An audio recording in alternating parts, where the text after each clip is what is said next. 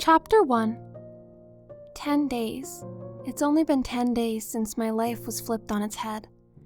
Staring down at the phone in my hands, I press the home button to light up the locked screen. A picture of my 10-year-old self, arms loosely wrapped around the shoulders of my grandmother, appears. My eyes burn, but I've run out of tears. "Claire!" my aunt calls from downstairs. "It's almost time to go." "Coming!" The bristles of my newest hairbrush drag through my wild brown curls. They get stuck in a knot. An agonized sigh passes through my lips, and I drop my phone on the bed. Gripping the base of my hair with one hand, I pull the brush down with the other. Crack! I cringe. Yet another brush loses the fight. With the brush freed from my nest of hair, I retrieve my phone and head downstairs. On the last step, I bend my knees and jump, landing on the kitchen's blindingly white tiles. Aunt Cleo stands at the stove. The unnerving scent of burnt pastry permeates the air. "Hungry?" She lifts a pancake out of the pan and places it on a plate. "Yeah," I mumble, taking a seat at the table. The wood's features have been sanded and hidden under layers of white paint. It looks clean and polished, but it's still a dead tree. Aunt Cleo places a plate stacked with pancakes in front of me and takes a seat across the table. Her brown curls are much neater than mine, styled in a way that looks like a puffy pillow. Mine is a frizzy mess that falls past my shoulders. She has beautiful almond skin and dark eyes. I have dark eyes too, thanks to my father, but I received my mother's pale porcelain skin. Aunt Cleo's wardrobe reflects her home decor, soft grays with pops of color. She's wearing a baggy gray top and blue jeans, with a yellow waist belt, a necklace, and matching hooped earrings. She wore a similar outfit the day Hannah, the social worker assigned to my case, had brought me here. The oddly shaped cakes have crispy edges.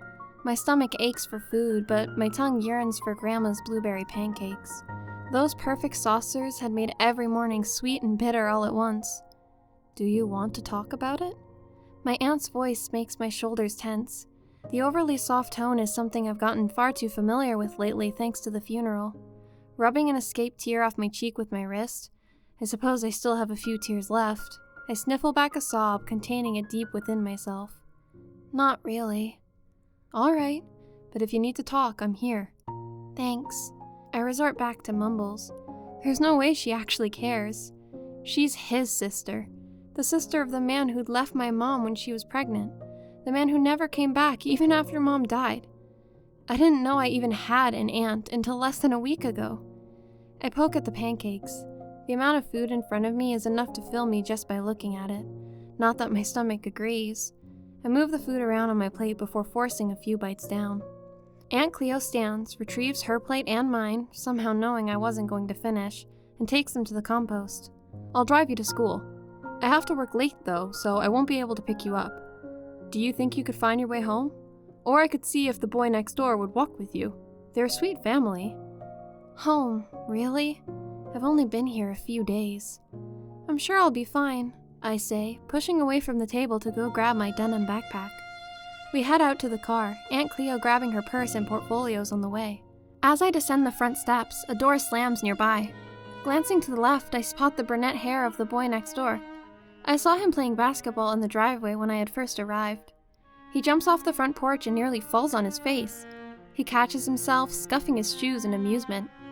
As we're walking along our parallel driveways, his round green eyes lock with mine. He grabs the handles of a bike without breaking eye contact. My knee hits something, hard. Pain vibrates up my leg and I grip my teeth. He looks away first with a smirk. My face burns at the realization I just walked into my aunt's car. I limp around the front and dip inside before the boy gets to the end of the driveway. I slump in my seat as the car moves, eager to not be seen. "So, what do you do?" "For work?" Aunt Cleo asks. "I'm an event planner. I work for the township of Thompsonville, organize and set up event venues." I nod. "That's pretty cool." We turn down a street. It's hard work, but seeing people enjoy themselves at the events is extremely rewarding. This past Valentine's Day, I was in charge of setting up a fantasy-themed scavenger hunt and maze. There were prizes for couples who could complete the maze and find all the stamps from the scavenger hunt. The first couple to finish won a night out with a gift card to the movies and a nice local restaurant, and everyone after them got a bouquet of roses. She lets out a happy sigh as we turn down another street. It was by far my favorite event to date. A smile pulls at my lips. That sounds really fun. I remove my phone from my pocket and press the home button. Grandma's sparkling eyes greet me. People often said I inherited her dark brown eyes, though I always thought hers were more of a light chocolate and mine a dark muddy color. White hair brushes her jawline. Her ivory skin was lathered with sunscreen, and the worn-in blue overalls hang loose off her plump body. My grandma used to say that if you enjoy your job, then you never work a day in your life. There's a brief silence. Your grandmother was very smart. She takes another breath, but this one seems to suck the moisture from the air. Listen, if you aren't ready to go back to school, I understand. No, I need the distraction. Honestly, I'm okay. I've done my grieving. My chest tightens from the lie. 10 days. Grandma lying in the apple orchard, the ladder next to her flashes before me. No, I squeeze my phone. Rosy pink cheeks, sparkling eyes. That's what I want to remember. Aunt Cleo wouldn't turn around and leave me at the house, right? I would much rather face a school filled with new people than be alone with my thoughts. The skin of Aunt Cleo's forehead tightens from her pinched brows. If you say so. We pull into the parking lot after our 4-block drive. The house address is on my phone, so I shouldn't have to confront the neighbor boy about escorting me home. Not that I want to see him again after the staring contest. I'll have to get a rematch and win fairly. No way was I taking that pity win. Butterflies attack my stomach. I take a deep breath, hoping that as air fills my lungs, the pressure will suffocate the fluttering creatures. Letting it out in a gust, I open the door. Wait! I look at my aunt. She offers a warm smile, but her brows are still pinched. Have a good day. You too. I slide out of the passenger seat and head into the 1-story school. The hall is wide with doors lining either side. My tongue swells, feeling far too big for my mouth. Spotting a janitor mopping, I walk over to her. The older woman's dark, white-streaked hair is pulled up into a high bun. A wrinkle-free purple shirt and dark black pants hang loosely on her petite frame. A group of girls stand nearby, chatting and giggling. I clear my throat, focusing on the adult. Excuse me, could you show me to the office? I'm new. Both the janitor and the group of girls look at me. The girls all give me the same confused look, whereas the janitor looks shocked. The woman's soft, kind voice is almost hard to hear. Down the hall to the left. That way! One of the girls chimes in and points in the direction the janitor had said. She has a buzz cut and chestnut skin. She places her other hand on the hip of her bright blue jeans, which have a white floral top tucked into them. A black shawl serves as sleeves for what must be a tank top, and a matching belt hugs her waist. Her clothes look form-fitting and very uncomfortable. Also, she's the only preteen I've ever met who wears eyeshadow and mascara. Thank you. Yeah, whatever. The 3 girls walk off. One of them passes through the janitor as they head down the hall. Did you see her hair? The whispers echo off the walls of the empty corridor. My chest tightens more. The butterflies must have died because nausea plagues my stomach. When the trio is out of earshot, I focus on the janitor again, ignoring the urge to comb my hair into submission. How'd you die? Accident at work. She leans against the mop as if it's a post and folds her hands atop it. She rests her chin on her hands. Her smile doesn't falter, and even her eyes are gentle despite the creases surrounding them. Now run along or you'll be late. I turn to head towards the office, waving over my shoulder at the ghost janitor. Thanks again. As I walk away, the janitor returns to mopping.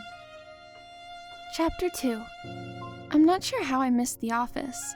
It's right by the school entrance and has a massive glass door, standing out in the hall of brownish-gray metal ones.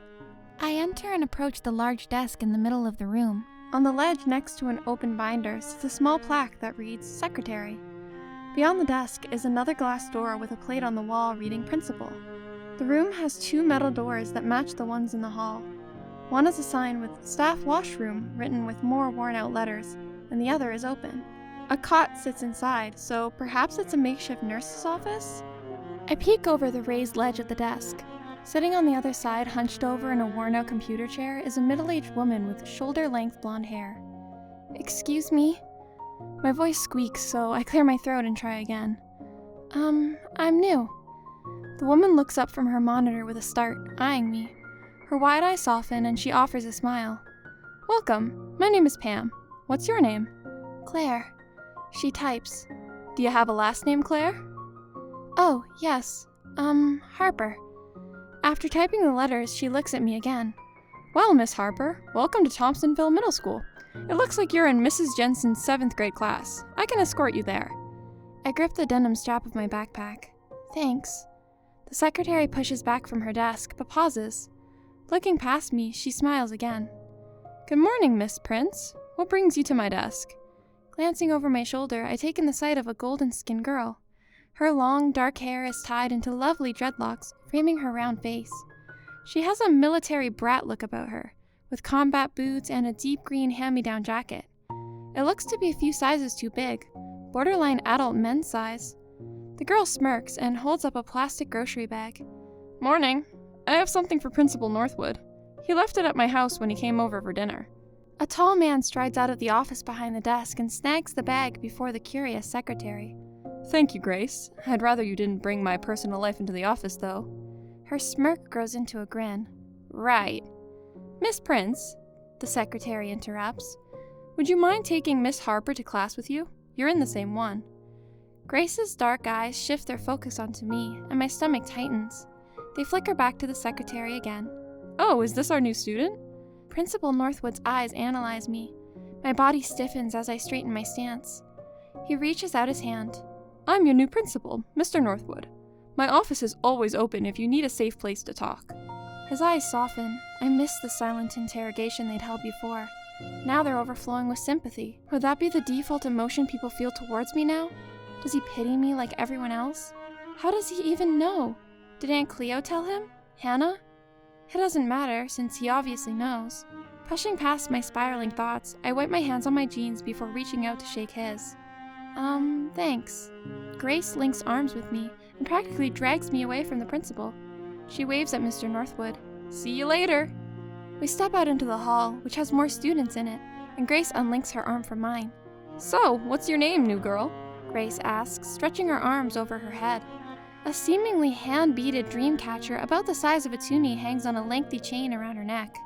Claire. I'm Grace. Nice to meet you. I glance around for the janitor, but don't see her. You're probably wondering what that was all about. I shrug. Well, yeah, but I don't think it's really any of my business.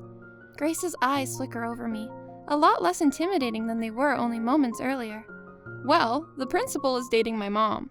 He left a tie at my house. Her somewhat serious expression shatters as she laughs. You'd think it was underwear with the way he was acting, though. I smile and try to laugh, but nothing comes out. When was the last time I laughed? When had I relaxed enough to laugh? Would I ever laugh again? The bell rings, filling the now crowded halls with a musical chime. We better get to class. Can't have you late on your first day. Grace takes my hand and guides me past other frantic speed-walking students. A group of boys blocks our way, but the sight of us coming, or possibly whatever look Grace gives them, causes them to part like the sea. The doors at the other end of the hall are wide and welcoming, allowing more people to enter. Grace dips into a classroom, nearly dislocating my arm from my shoulder when she yanks me in after her. A woman in a black pencil skirt stands at the front of the classroom. I scan the room. Most of the seats are already taken. She offers a smile to Grace and me. Morning, girls. Grace lets go of me and heads to the back of the classroom. I watch her, unsure of where to sit. You must be Claire. The teacher walks over to me. I'm Mrs. Jensen. She brushes a few strands of shoulder-length blonde hair behind her ear. Her green eyes look kind enough. She gestures past me. We have an empty desk at the back. Feel free to take a seat there and get settled. Thank you. I hurry off in the direction Grace had gone, feeling the teacher's eyes on me until I arrive at the open desk. But when I glance at her, she's facing the board. Looks like you're stuck sitting next to me, Grace says, drawing my attention away from the front of the room. She is grinning from the desk beside the one that must be my own. I hang my bag on the back of the chair, making a mental note to figure out where I'm supposed to put it for later and sit. Considering you're the only person I know so far, I'm okay with that. The bell rings again. Good morning, class.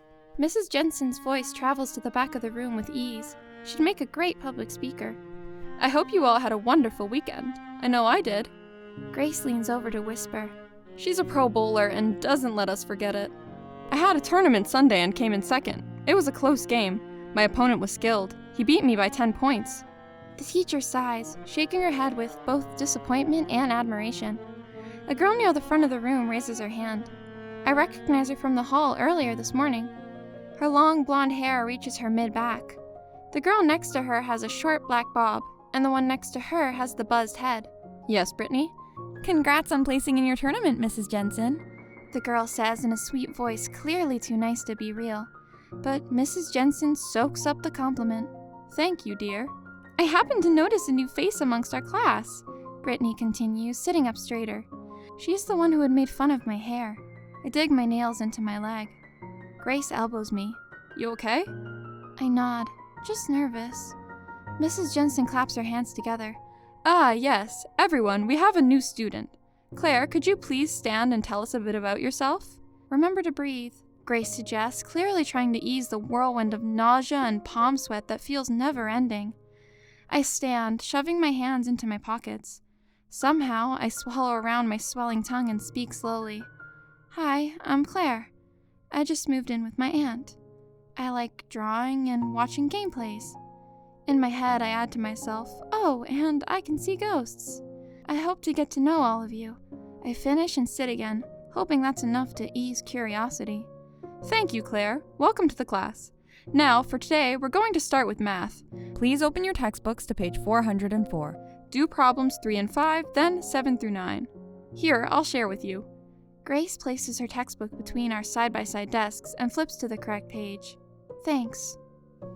Chapter 3. When the lunch bell rings, Grace jumps up from her seat. I'm so excited to eat.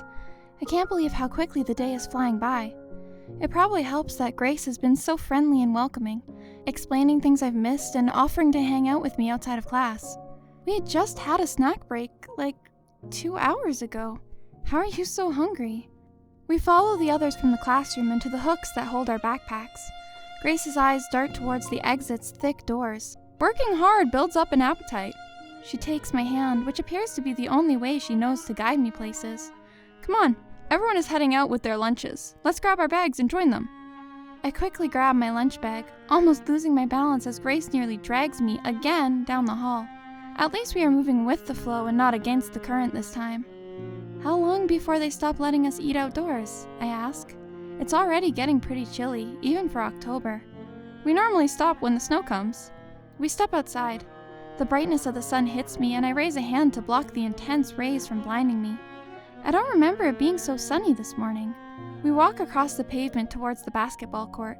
A bunch of boys are seated on the benches and scarfing down sandwiches. A few look to have already finished or skipped eating altogether and are shooting hoops on the court.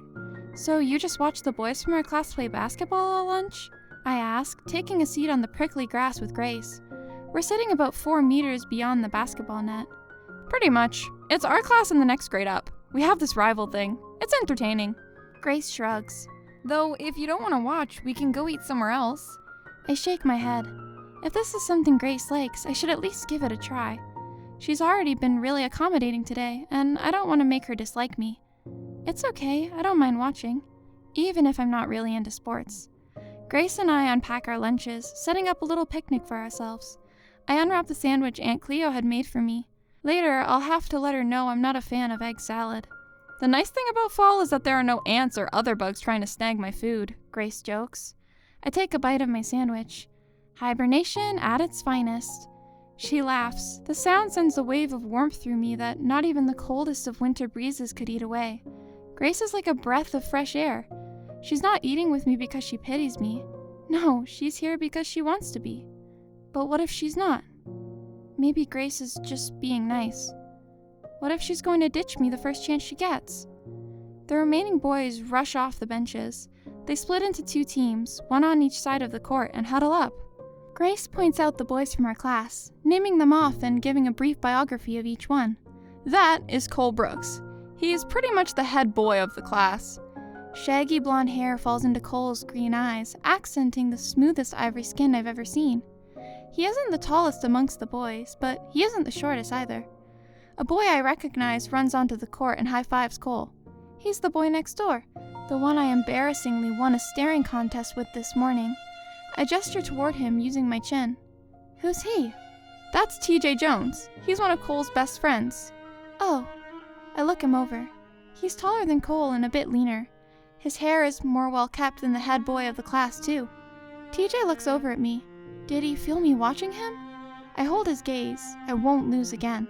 He's not my type, but I can see why you'd be interested in him. I break eye contact to look at Grace, my eyes so wide that my eyelids hurt. What? No! I nearly yell. Clearing my throat, I try again. I mean, no. He lives next door to my aunt, I think. As if adding I think is going to change anything. Grace nods slowly, smirking as she resumes naming off other students, both on the court and off. She points out the girls from this morning. Those three over there are Iris Mills, Brittany Turner, and Stacy Smith. I'd already learned Brittany's name from class, but I make a mental note of the other two. The taller girl with the buzzed head is Iris, while the girl with the black shoulder-length hair and porcelain skin is Stacy. Iris is the queen bee, and the other two are her little workers. They never miss a basketball game, mostly because they're in love with Eric Edwards. Who? Grace gestures to one of the boys on the other side of the court. He's a grade older, the handsome, silent type. His two closest friends are the twins, Zach and Zane McDonald. I spot the twins first. Both have black hair. One wears it longer, tied up in a ponytail, whereas the other sports a short shag. And they have matching bright blue eyes. One of the twins slings an arm over a boy with mixed light and dark brown hair. He stands taller than all the other boys on the court. Dark freckles stand out against the sunburnt arch of his button nose. My mouth dries. I can see why Iris and her bees pine for him. Wow, is there anyone you don't know? I bite into my sandwich, not taking my eyes off the game as it starts. Thankfully, I can ignore the taste of egg salad coating my tongue. Eric moves across the court, his entire focus on the basketball Cole is dribbling towards the opposing basket. He carries himself with confidence, head held high and shoulders back. Have I ever felt like that? Confident and comfortable with my surroundings? I'm on the student council. I need to know as many students as possible. Grace bites into her sandwich. Besides, I want to follow in my mom's footsteps and become a good leader. Eric steals the ball and dribbles toward the opposing team's side of the court. I have a better look at him now as he runs toward us. Oh, does she run a company or something? She's the mayor, Grace states nonchalantly. I nearly choke on a chunk of egg and take a quick drink. Turning towards Grace, I gasp. What? Oh my gosh, that's so cool. My aunt mentioned she works for the township. They probably work together. Grace arches her brow and tilts her head. Who's your aunt? Cleo Cruz. Grace grins. Yes, she's amazing. She's planned all my birthdays and so many amazing events, including school dances. You're so lucky. Your aunt's awesome. Thanks. I rub the back of my neck, smiling less naturally. I wasn't expecting to receive praise for an aunt I barely know. I hadn't known she even existed 2 weeks ago. Honestly, I just recently met her. She's my dad's sister, and I don't really know much about his side of the family. Oh? She stuffs what's remaining of her sandwich into her mouth without breaking eye contact. Yeah, he walked out on my mom when she was pregnant with me. Guess he wasn't ready for a baby or something. There might have been other reasons, but that's the one Grandma had always told me whenever I asked. Aw, man. I'm sorry, girl. Grace reaches over and rests a comforting hand on my shoulder. I'm used to having pity thrown my way over Grandma's passing, and even Mom's sometimes, but not for my absent dad. I'm not sure anyone has ever felt sorry for me because I didn't know him. My stomach twists as the zombie butterflies rise from the dead in my gut. Nausea stirs within me. I shrug, pretending like it doesn't bother me so we can drop the subject. It normally works. Nothing to be sorry about. What about your mom? I inhale deeply. She died when I was 3. Brain tumor. Grace gasps, covering her mouth with one hand. Oh my god, girl. Where have you been living since then? With my grandma, but she just recently passed away. I focus on the remainder of my sandwich, eyes watering. And now I'm here. Wow, that's harsh. I'm so sorry. If you need anything, just let me know, okay? I force a smile and nod once. Thanks, but I'm good. I know she's at peace. I wish I was as sure as you. My dad died when I was 9. Sometimes I like to think he's still here watching over me, but it's more likely that he's in heaven watching football on the big screen. Grace's laugh sounds less genuine this time, more forced and painful. I laugh lightly, not sure how else to respond. It's not like I can go to her house and look around for her dead dad. He's probably already moved on. Hey, Gracie! Iris's voice rings out, sending a shiver down my spine. Grace sighs, rolling her eyes. She stands and turns to face Iris as she and her worker bees walk over. Yes, Iris? I stand too and brush the dirt off my leggings. Iris stops, her arms folded. Brittany is carrying 2 lunch pails. One obviously belongs to Iris. Aren't you going to introduce me to your new friend? Claire, I say, reaching my hand out. Iris looks at my hand as if it's a diseased creature. Charmed, I'm sure. She looks me in the eye. You know, if you want to handle your hair, they make shampoo for that. You're welcome to come shopping with the girls and me this weekend. She scrunches her nose at Grace. Trust me, I'm much better company than Gracie here. I have better fashion sense too. She smirks. I'm surprised you're still wearing that jacket.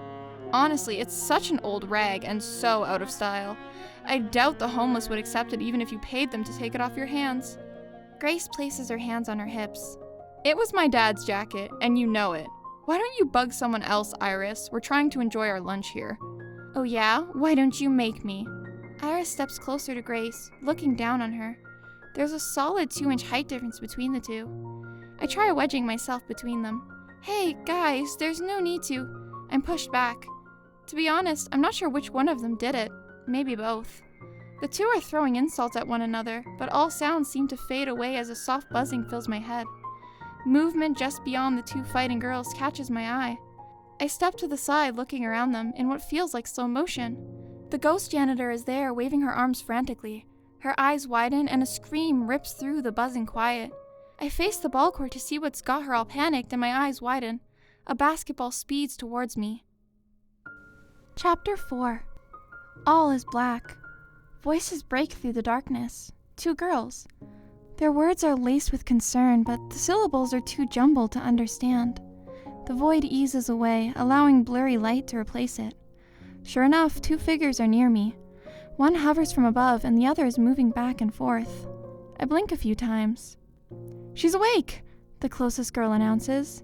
The other girl sighs in relief and steps over. Both of their faces come into view. The girl who was pacing is Grace, and the other, still hovering over me, is someone I don't recognize. Perhaps another classmate? I inhale through my nose as I slowly sit up, causing a damp cloth to fall off my head. The off-white walls of the room spin. Closing my eyes, I rub my chilled forehead to try to ease the pulsating pain. My brain beats against my skull like a drum. What happened?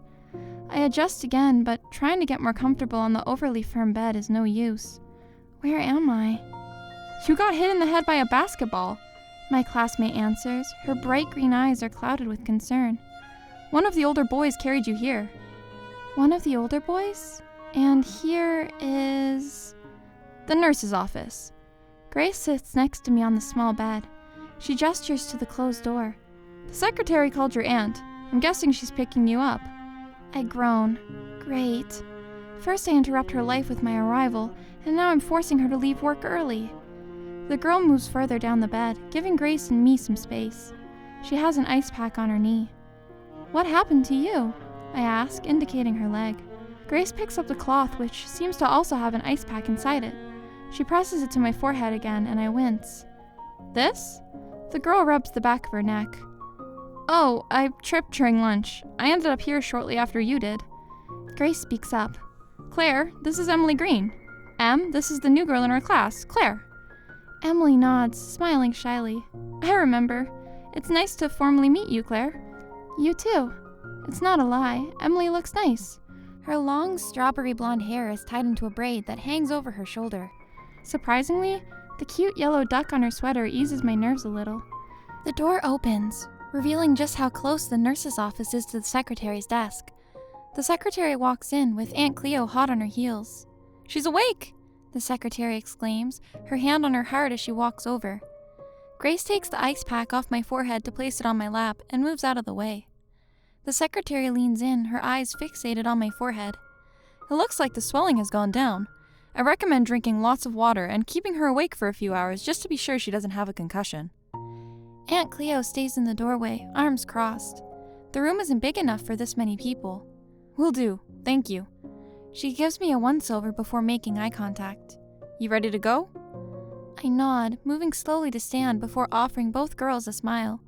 My head throbs and looking around too quickly makes the room spin. Thanks for staying with me. No problem. Emily grins. It was nice meeting you. Grace steadies me.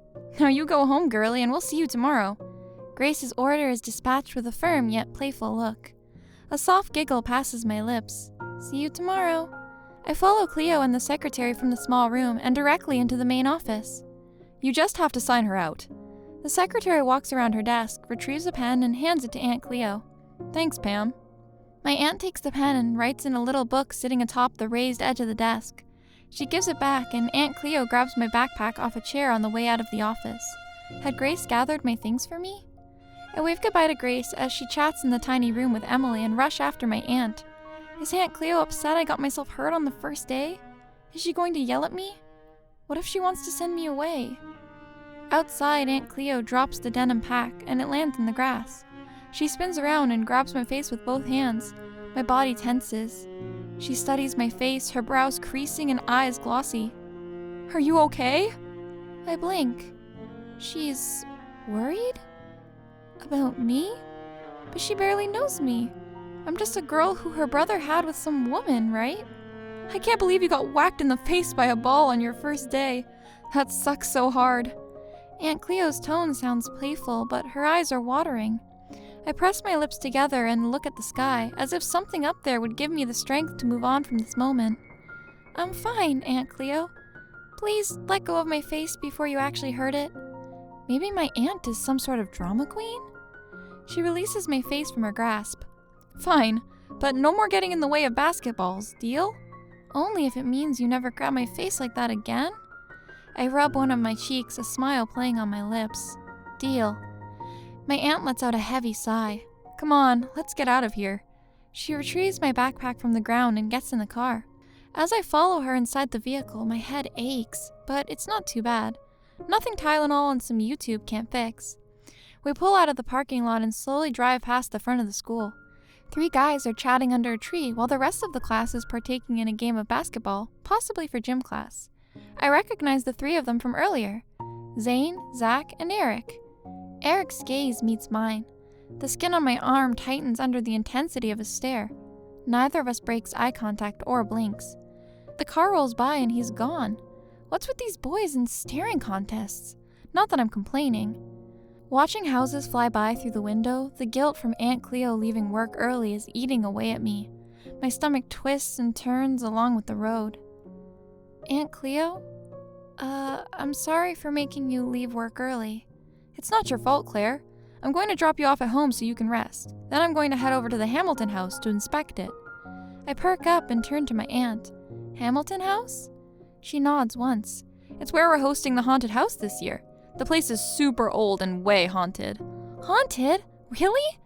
I've never been inside an actual haunted house before. Normally I come across ghosts randomly, or they'd wander their way to Grandma and me. I always thought haunted houses were products of Hollywood. My aunt's worried expression gives way to a slight smile. Your social worker told me you were into weird supernatural stuff, like ghosts. The edge of my smile falters, the muscles at the corner of my mouth twitching. Wait, she thinks ghosts are weird? I brush it off with an awkward laugh. Oh, you have no idea. I swallow my nerves. Can I come? To see the house, I mean? Please? Aunt Cleo gives me a skeptical side glance. I don't know, Claire. I should be getting you home to rest. The last thing I need is for you to faint at the house or something. I fold my hands together and give her my best puppy dog eyes. I'm desperate to see if this Hamilton house is really haunted or if it's just a creepy old building. Please, I promise to be good. Plus, you'll be able to keep an eye on me easier if I'm with you. Aunt Cleo is quiet and her grip on the wheel tightens. She glances at me again and I add a pouty lip to the look. She lets out a heavy sigh. Fine, but no funny business, okay? I gasp. Really? I mean, yes, of course.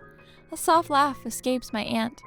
I relax in my seat as we pass by Aunt Cleo's single-story Dutch colonial home. The silence in the car thickens, so Aunt Cleo turns on the radio.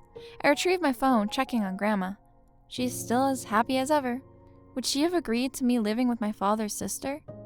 What if my aunt ends up walking out like he did?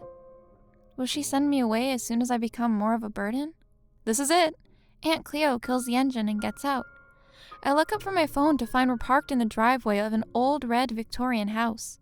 The grass is overgrown and weeds have overtaken the garden. Some even stretch up the side of the building and wrap around the banister of the front porch. Stepping out, I don't remove my gaze. The roof's high peak stands slightly taller than the rounded second-floor tower.